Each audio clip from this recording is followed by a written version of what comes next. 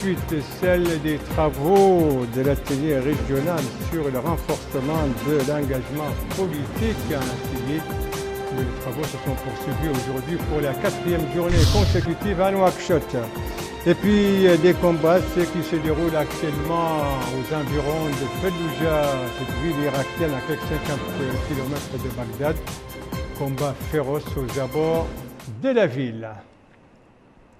Voilà, on va commencer donc par Ndiago qui dispose désormais d'une station solaire, une station opérationnelle depuis 24 heures, c'est-à-dire depuis son inauguration hier dans la matinée par le ministre du Pétrole, de l'Énergie et des Mines. Une station dont le coût global s'élève à environ 500 millions d'ouguiya, financée entièrement sur le budget de l'État. Alors, qu'est-ce qui s'est déroulé et qu'est-ce qui s'est dit au cours de cette cérémonie d'inauguration? Les caractéristiques de cette station solaire d'Ndiago. Élément de réponse avec Rabia Adida. Cette station solaire est d'une capacité de 126 kV distribuée le long d'un réseau d'une longueur de 9 km. Son réseau de distribution permettra le branchement gratuit à 140 domiciles, sans oublier l'éclairage public qu'il conférera aux habitants du chef-lieu de Ndiago. Après la coupure symbolique du ruban, le ministre du Pétrole, de l'Énergie et des Mines, Mohamed Salem Béchir, a pu écouter des explications sur les capacités de cette structure qui a permis la création d'une usine de glace d'une capacité de 10 tonnes par jour. Destinée à permettre la conservation du poisson, une aubaine pour les habitants de la zone dont les principaux revenus sont issus de la pêche. L'Agence d'accès universel aux services de base a exécuté ce projet dont le coût global est de 484 460 900 ouguiya mobilisés sur les ressources de l'État. À cette occasion, Sidi Mohamed Ould Mouad, directeur de l'Agence universelle aux services de base, a indiqué que la Mauritanie connaît sous la direction du président de la République un développement sans précédent dans tous les domaines, notamment en matière de réalisation d'infrastructures dont le pays avait grandement besoin, en donnant comme exemple cette station solaire. Auparavant, le maire de la commune d'Ndiago, Bouel Djeloul Houmed, avait dans un mot prononcé pour la circonstance loué la réalisation de cette station solaire devenue une réalité grâce aux instructions du président de la République. Il a ajouté que le chef de l'État accorde une importance primordiale au bien-être des citoyens où qu'ils se trouvent. Notons que cette station solaire a été inaugurée 1 an après la pose de la première pierre, dans les délais de réalisation prévus. Rabia Adida, vous restez avec nous pour nous parler cette fois des travaux de cet atelier régional sur l'engagement politique en faveur du dividende démographique et des changements de comportement. Atelier régional donc dont les travaux se sont poursuivis aujourd'hui pour la 4e journée consécutive ici à Nouakchott. Alors Rabia, quels sont les thèmes qui ont dominé les débats? Structurel dans le domaine de la coordination, de la collecte des données relatives aux dividendes démographiques, l'élaboration des politiques et stratégies de changement de comportement sur le plan local et régional. Ce sont les sujets abordés lors de cet atelier sur l'engagement politique en faveur du dividende démographique et du changement de comportement, afin de garantir de meilleures conditions de vie aux femmes et enfants. Le secrétaire général du ministère des Affaires sociales, de l'enfance et de la famille, Mohamed Mahmoud Ould Sidi Yahya, a rappelé l'importance du projet d'autonomisation des femmes et des adolescentes, surtout dans notre pays, qui accorde une importance primordiale aux politiques de promotion des femmes dans différents domaines. Il a ajouté que son département travaille pour le changement de comportement qui entrave l'autonomisation de la femme. En marge des exposés, le directeur du bureau régional des Fonds des Nations Unies pour la population, Mabingue Ngom, a rappelé l'importance du changement de comportement. Cette réunion de Nouakchott est importante parce que la question de l'avenir de l'Afrique aujourd'hui dépend de ce que nous allons faire pour la jeunesse, surtout la jeune fille. Nous avons fait des progrès importants donc, au moment où je parle et je crois qu'en général, nous avons l'habitude d'avoir des projets ou des programmes qui démarrent donc, des années après. Des programmes pour lesquels la conception est lente. Mais je crois que pour le Suède, je pense que je dois dire ici que le développement a été rapide. L'approbation a été rapide. Nous avons procédé au lancement le 2 novembre à Niamey et je crois que depuis lors, je peux dire que le programme a pris corps les activités sont en cours et je crois qu'on commence à voir du concret sur le terrain. Rappelons que 60 délégués venant de la Mauritanie, du Burkina Faso, de la Côte d'Ivoire, du Mali, du Niger, du Tchad participent aux travaux de cet atelier. Venons-en maintenant aux activités de la société civile. Nous en avons 4 dans ce journal, à commencer par cette soirée organisée en la mémoire de feu Ahmed Baba ou Ahmed Miske. C'était hier soir au Musée national à Nouakchott, soirée organisée par les amis du défunt. L'occasion pour eux de mettre en exergue les qualités du disparu et de souligner les grands vides qu'il laisse dans la scène culturelle nationale. Tous les intervenants ont parlé également, ont mis en exergue la polyvalence de l'homme qui était en même temps politicien, poète, journaliste et écrivain. Voilà, autre activité maintenant, cette fois du club de l'UNESCO, le club culturel mauritanien qui tient depuis hier son 3e congrès ordinaire sous le thème « La jeunesse, Paris de la sécurité et du développement ». Le coup d'envoi de cette rencontre s'est déroulé hier soir au siège de la Commission nationale de l'UNESCO. L'UNESCO, l'occasion pour le secrétaire général de cette commission, le secrétaire général de cet organe, de souligner que ce club de l'UNESCO constitue un espace donc pour la culture et l'éducation pour les jeunes, pour les préparer pour leurs responsabilités. Autre activité d'ONG, cette fois donc celle de l'Association pour le développement intégré, une association qui vient de clôturer ses activités de formation, une série de formations, ainsi que de formations dans le domaine de la sensibilisation et de la conscientisation sur l'importance des droits des femmes dans la société. Une trentaine d'associations et de coopératives féminines ont profité de ce cycle de formation organisé en collaboration avec l'Union européenne. L'Union européenne également dans une autre activité de la société civile, cette fois au niveau de Dar Naïm. Dar Naïm avec une journée de volontariat organisée par le Conseil des jeunes de la commune. C'était aujourd'hui, journée de travail volontaire au profit de l'école ESMA, journée marquée par la réhabilitation et la peinture des salles de classe, par la réparation des tables scolaires et par la distribution de matériel didactique au profit des élèves. Cette journée donc organisée en collaboration avec d'autres organisations donc de la société civile et avec financement du programme européen pour l'appui à la société civile. Nous allons maintenant faire un tour du côté de Tijikja, la capitale du Tagan. Tijikja qui vient d'abriter un atelier sur le projet donc d'appui à la lutte contre le charançon rouge qui s'est vu, vous le savez, dans certaines oasis mauritaniennes. C'était un atelier organisé conjointement par le ministère de l'Agriculture et la FAO. Alors, qu'est-ce qui a été décidé à l'issue de cet atelier donc de Tijikja, Abdullah Demeba? Les participants à ces rencontres ont suivi plusieurs exposés abordant l'historique du charagon rouge, les moyens de transmission et de traitement de cet insecte qui sévit dans les oasis mauritaniennes. Ce programme, organisé par le ministère de l'Agriculture et la FAO, a permis de sensibiliser les parties prenantes sur les méfaits de ce fléau. Mohamed Woulkneiti, chef de service des données au ministère de l'Agriculture, a affirmé que cet atelier a été une occasion de présenter des exposés du projet d'appui technique et les différents domaines d'intervention de ce programme.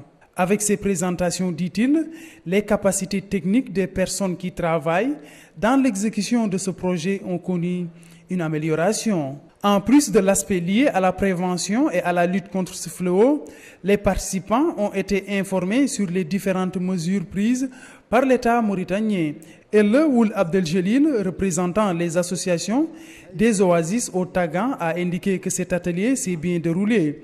Il a exprimé sa satisfaction par rapport à ces rencontres qu'il considère comme une première dans le cadre de la sensibilisation contre ce fléau. Il termine pour affirmer leur disponibilité en tant que citoyens à prendre part à la lutte contre les insectes. La Guetna qui pointe à l'horizon est bien appréhendée par le programme de développement durable des oasis de la wilaya du Tagan. Ils ont tenu à rassurer les agriculteurs. Ahmed Ould Abdallah, représentant régional du projet Oasis au Tagan, prédit que la Guetna sera meilleure cette année si l'on s'en réfère, dit-il, aux palmiers touchés par ce fléau présentement. Comparé à l'année dernière, il a enfin souligné que la situation est sous contrôle. Le développement de la culture des palmiers contribue à stabiliser les populations sur le terroir et favoriser l'essor de l'agriculture. Merci de suivre les JTF de Mauritanie à la suite du journal avec l'Irak et les taux qui se resserrent sur la ville de Vellouja. Cette ville qui se trouve à quelques 50 km de Bagdad, eh bien, l'armée gouvernementale soutenue par la coalition internationale dirigée par les États-Unis poursuit son offensive contre cette ville qui est aux mains de Daesh depuis 2014 et de violents combats se déroulent donc aux portes de la ville Rabi Adida. Les forces irakiennes du contre-terrorisme se sont déployées aux abords de la ville de Vellouja, aujourd'hui pour la première fois depuis le début de l'offensive pour reprendre cette cité aux mains du groupe État islamique. L'offensive pour la reprise de Vellouja, bastillon sunnite à 50 km à l'ouest de Bagdad, a été lancée dans la nuit de dimanche à lundi par des dizaines de milliers de combattants des forces irakiennes avec le soutien de la coalition internationale dirigée par les États-Unis. La coalition affirme avoir tué le chef de Daesh à Vellouja, Maher el-Billawi, et plus de 70 combattants de l'État islamique. Ces forces d'élite ont dirigé les assauts sur plusieurs villes irakiennes reprises aux djihadistes au cours des 2 dernières années. Fallujah est la première ville à être tombée aux mains de l'État islamique. Sa reprise avec celle de Mossoul au nord de l'Irak et de Raqqa en Syrie est le grand objectif de la coalition internationale anti-djihadiste. Voilà, et des dizaines de milliers de populations sont donc prises au piège dans ces combats. Des centaines et des centaines qui ont réussi à fuir, d'autres sont retenus par les djihadistes donc dans la ville. Et du côté des territoires palestiniens, c'était hier des funérailles d'un jeune Palestinien tombé sous les balles de l'armée israélienne. Un jeune Palestinien dont la dépouille mortelle n'a été remise à sa famille qu'hier. C'est lui qui a été tué, vous le savez, qui a été abattu il y a plusieurs semaines. Précision avec Abdullah Demaba. Des dizaines de Palestiniens se sont rassemblés ce samedi à Hébron, dans les territoires palestiniens, pour les funérailles d'Abdel Fattah al-Sherif. Ce dernier, accusé d'avoir mené une attaque au couteau contre un soldat israélien, a été abattu par les forces israéliennes. Tué depuis quelques semaines, le corps de la victime a été remis à la famille éplorée qui réclame une sentence juste pour ce soldat. L'exécution filmée d'Abdel Fattah al-Sherif a provoqué l'indignation et la consternation de la communauté internationale. L'enterrement du jeune Palestinien a mobilisé plusieurs personnes et des membres de sa famille qui souhaitaient l'enterrer comme un martyr. Voilà donc pour ces funérailles qui se sont déroulées aujourd'hui à Hébron. Et puis l'actualité africaine avec le Mali. 4 soldats maliens ont été tués, 5 autres blessés. C'était hier lors d'une opération dans le nord du pays, précisément dans la zone de Gao. D'autres étapes dans cette actualité internationale ce soir qui vont nous conduire à Téhéran avec la première réunion du nouveau Parlement iranien et la Syrie avec une situation humanitaire catastrophique, des civils assiégés et des combats qui font toujours rage. On retrouve Abdullah Demaba. En Syrie, les combats se poursuivent entre les partisans du régime et les forces du groupe État islamique. Les affrontements ont lieu au moment où la situation humanitaire est une préoccupation majeure de la communauté internationale. Le nombre de civils syriens assiégés à cause des affrontements armés a augmenté de 75 000 pour atteindre 592 700 personnes, selon un haut responsable onusien. Depuis le début des combats en mars 2011, la guerre a fait plus de 270 000 morts et jeté sur les routes des milliers de personnes. En Iran, le nouveau Parlement entre en fonction. Cette cérémonie d'installation du nouveau Parlement s'est déroulée en présence du guide iranien l'Ayatollah Ali Khamenei. Le président Hassan Rouhani a pris part à cette cérémonie qui a enregistré la participation de 265 parlementaires sur les 290 que compte le Parlement iranien. Deux candidats se disputent le perchoir. Il s'agit du président sortant, le conservateur Ali Larijani, et du réformateur Mohamed Reza Aref. Puis lundi prochain, probablement, on connaîtra qui l'a emporté, des réformateurs ou des conservateurs. Retour à l'actualité nationale avec une page sportive. Et d'abord, les bonnes nouvelles qui nous parviennent de Barcelone. Là-bas s'est déroulé, vous le savez, un match amical entre la Mauritanie et le Gabon. Un match remporté par les Mauritaniens par 2-0. C'est un match de préparatoire dans la perspective du match retour Mauritanie-Cameroun la semaine prochaine.